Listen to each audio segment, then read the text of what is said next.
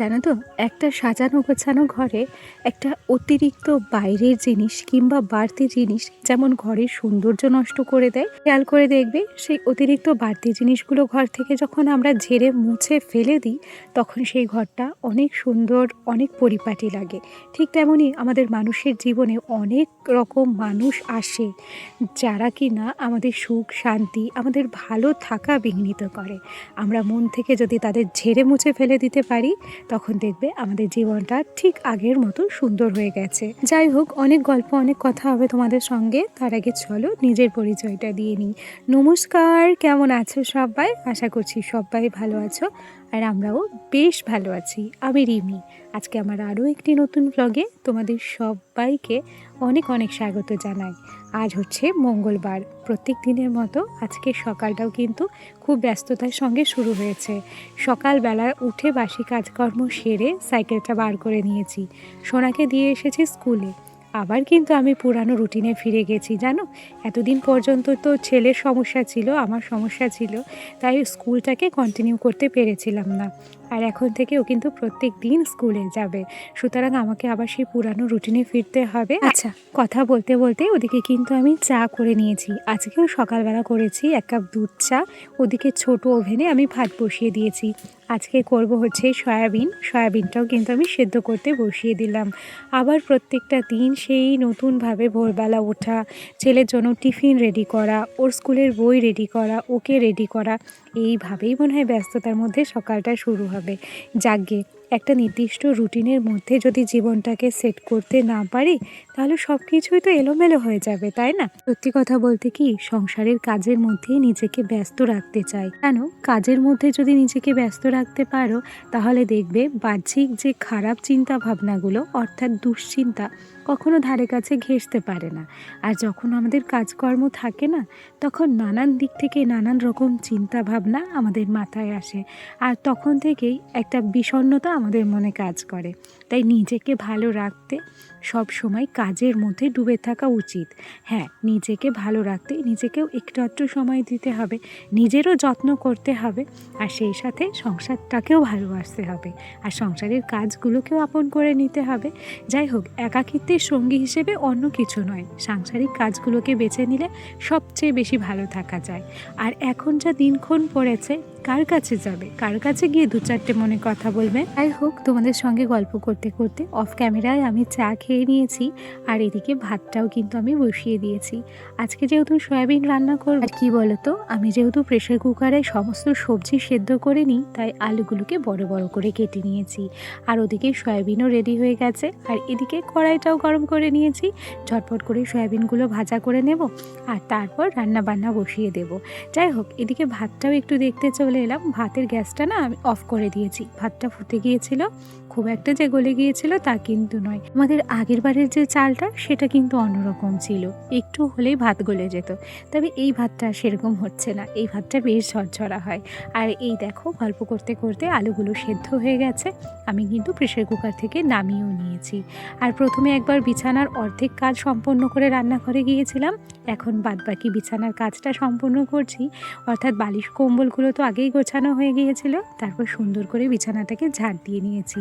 একদম একটা টান টান বিছানা মানে মনে একটা আলাদা শান্তি, আর একটা টান টান গোছানো বিছানায় শুয়েও শান্তি, তাই না? সোনাকে স্কুল থেকে দিয়ে বাড়ি ফিরতে ফিরতে 8টা বেজে গেছে, যেহেতু এখনও 7:30টায় স্কুল। আর ঘড়ির কাঁটায় এখন বাজছে হচ্ছে 9:30, আর 1 ঘন্টা হাতে রয়েছে। এটুকুর মধ্যেই আমাকে সমস্ত কাজ কমপ্লিট করে যেতে হবে ওকে আনতে। এখানে কয়েকটা নাইটি, চাদর, গামছা রয়েছে, সেগুলোকেই ঝটপট করে আমি আলনাতে সাজিয়ে রাখছি। আমি চাইছি আমার ছেলে আসার আগে আগে ঘরের সমস্ত কাজ যেন আমি কমপ্লিট করতে পারি, আর ও আসার পর বাড়তি সময়টা যেন আমি ওকেই দিতে পারি। কেন কি, আমার ছেলে চলে আসলে পরে ঘরের কাজগুলো আমার দ্বারা আর করা হবে না। তাই যতটা সম্ভব হাত চালিয়ে কাজগুলো করছি। আর সত্যি কথা বলি, জায়গার জিনিস আমি কিন্তু জায়গায় গুছিয়ে রাখতেই বেশি পছন্দ করি।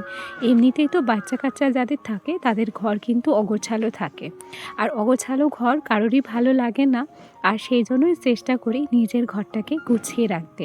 আর জায়গার জিনিস জায়গায় গুছিয়ে রাখলে ঘর কিন্তু সহজে অগোছালো হয় না। দিকে সয়াবিনের তরকারিটাকে বসিয়ে দিয়ে তারপর চলে এসেছি এ ঘরে। আলনাটাকে তো গুছিয়ে নিলাম, এখন একটু হালকা করে ডাস্টিং করে নিচ্ছি। এই যে গৌরনীতা এটা দেখছো, এগুলো রাসের মেলা থেকে আমার শাশুড়ি মা আমাকে এনে দিয়েছিলেন। খুব যত্ন করে তাদেরকে রেখেছি। ওই মাঝে মাঝে ডাস্টিং করি, মোছামুছি করি।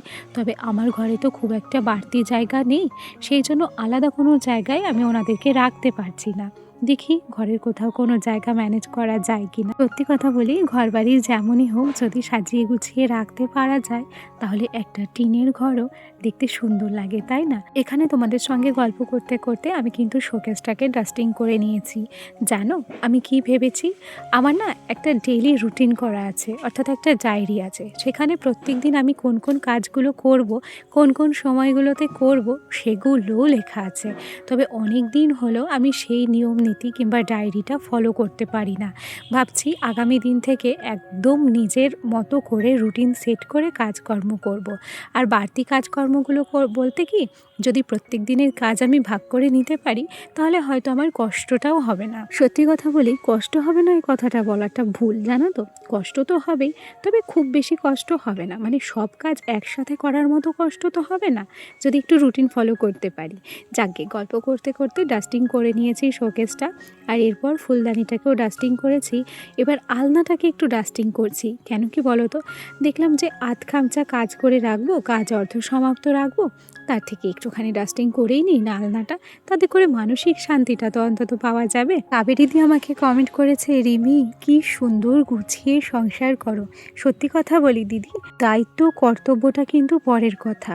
সংসারের প্রতি যদি তোমার ভালো লাগা এবং ভালোবাসা থাকে তাহলে একটা সংসারকে তুমি নিজের থেকেই নিজের মতো করে গড়ে তুলতে পারবে। আর রইল কর্তব্যের কথা, যেখানে ভালো লাগা থাকে না সেখানে কর্তব্য কিন্তু জোরজার করে হয়, আর জোরজাবস্তিতে কোনো কিছু করাও যায় না। সুতরাং আমরা যদি ভালোবাসার সঙ্গে ভালো লাগার সাথে সংসার করতে পারি, সেই সাথে দায়িত্ব এবং কর্তব্য পালনও কিন্তু একসাথেই হয়ে যায়, তাই না? জ্যোৎস্না দিয়ে আমাকে কমেন্ট করেছে, জবা ফুল দুটো সুন্দর লাগছে, তোমার ভয়েস দিতে কষ্ট হচ্ছে, নিজের প্রতি খেয়াল রেখো।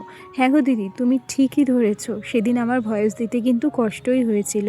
আসলে সমস্ত কাজ সামলে আমি ঝটপট করে ভয়েস ওভার দিতে বসেছিলাম, ঠিক তখনই আমার না প্রবলেম হচ্ছিল কথা বলতে। তবুও কি বলো তো, কষ্ট হলেও আমি যে তোমাদের কাছে পৌঁছতে পারি সেটাই আমার সবচেয়ে বড় ভালো লাগা। আর আমার সংসারের কাজের সাথে সাথে আমার যে কাজটা, এই ব্লগ করা, এডিটিং করা, এটাকেও আমি বড্ড ভালোবাসি এবং মন থেকে করি। এই জন্যই আর কি একটু কষ্ট হলেও তোমাদের কাছে আমি পৌঁছতে চেষ্টা করি। মোটামুটি অর্ধেক কাজ আমার হয়ে গেছে, তবে এখনও পর্যন্ত মশারি এবং কয়েকটা সোয়েটার ছিল ভাঁজ করতে, সেগুলোকেই ভাঁজ করে নিয়েছি। আর তারপর আমি চলে এসেছি স্কুলে এসে মিনিট 5 দাঁড়ালাম, আর এর মধ্যেই কিন্তু স্কুল ছুটি হয়ে গেছে। সবাই এক এক করে বেরিয়েও পড়েছে। স্কুল ছুটি হলে যে কতটা আনন্দ লাগে সেটা কিন্তু আমরা বেশ ভালো করে জানি। আর এই দেখো আমার সয়াবিনের তরকারিটা কিন্তু হয়েও গেছে, আর আমার সোনাকে আমি ইউনিফর্মটা চেঞ্জ করিয়ে ভাত বেড়ে নিয়েছি। আর ও ঘর থেকে ওর ঠাম্মি দিয়েছে হচ্ছে ডিম আর সয়াবিন দিয়ে আজকের খাবারটা কমপ্লিট করব। এরপর সোনাকে স্নান করাবো, খাওয়ানো দাওয়ানোর পর কিছুটা সময় খেলবে এবং তারপর ওকে স্নান করিয়ে দেব, ওকে পড়াতেও আসবে। চলো তবে আমার আজকের ব্লগটি কেমন লাগলো কমেন্টে জানিও। আজ তবে আসি, আগামীকাল আবার দেখা হবে। সবাই ভালো থেকো, টাটা।